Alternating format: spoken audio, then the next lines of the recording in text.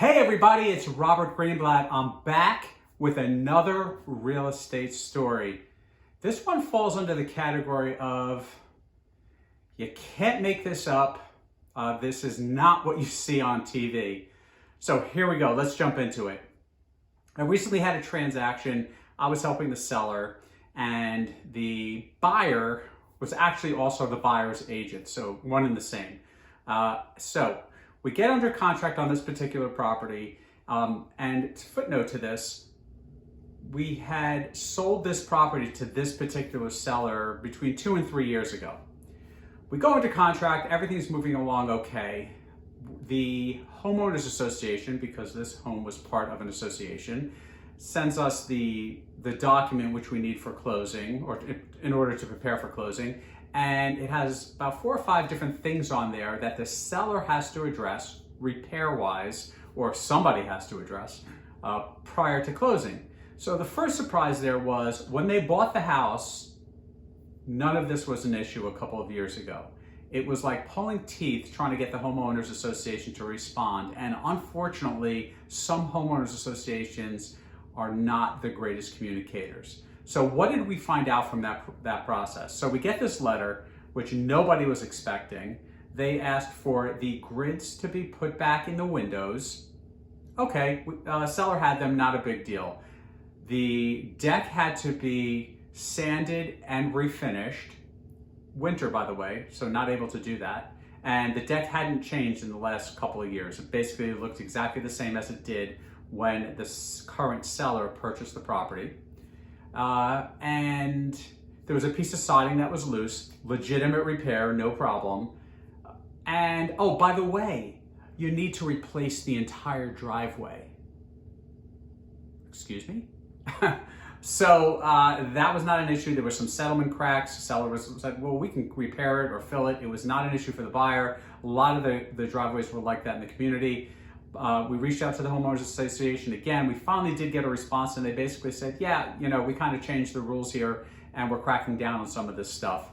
Mind you, the driveway was not a trip hazard. It was not an eyesore. It just had some normal settlement cracks for the age of the home.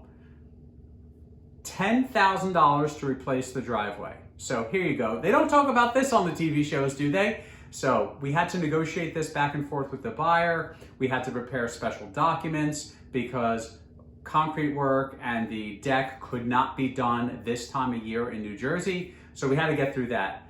While this is going on, I'm in communication with the buyer's mortgage company, who at that point in the process, a little earlier on, was not the best communicator. Sometimes that's just the way it is. And about a week or so goes by and I couldn't get the buyer/buyer's agent on the phone. About 10 days later, I get a phone call. Buyer's agent calls me and she said, I'm so sorry. I was really preoccupied last week because my cat was very sick and she had to have a couple of different surgeries over the course of about a week or two, it sounded like. So I said, I'm sorry to hear about your cat. Glad your cat's doing okay. No problem.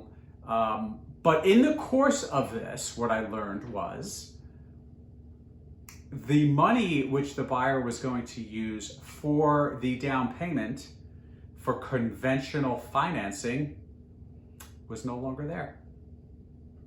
So we had to switch to FHA financing, which was some more paperwork, an adjustment to the appraisal, and kind of slowed the process down yet again. I also learned through this process that the buyer/buyer's agent is going through a divorce. And now at this point, our closing is getting delayed because of the homeowners association stuff, because of the change in financing. We're, a week or so behind schedule at this point. So she had made a couple of references and some phone calls that, there was a change of relationship and she was looking forward to this fresh start. Now we're coming up against a timeline where the help that she had to move was only going to be available on this particular day. She had pushed it out as far as she could go, and mortgage company, unfortunately, was not nimble enough to make things happen super fast. Some can, some can't. It's just the way it is.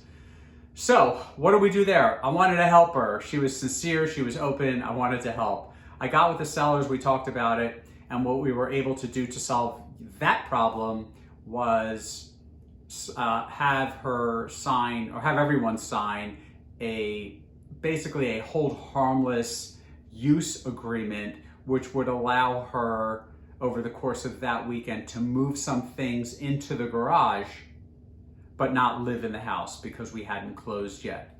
So there was a lot going on in this transaction. This is real life, guys. This is what I live with every single day. The goal here is always to find a solution through the challenges.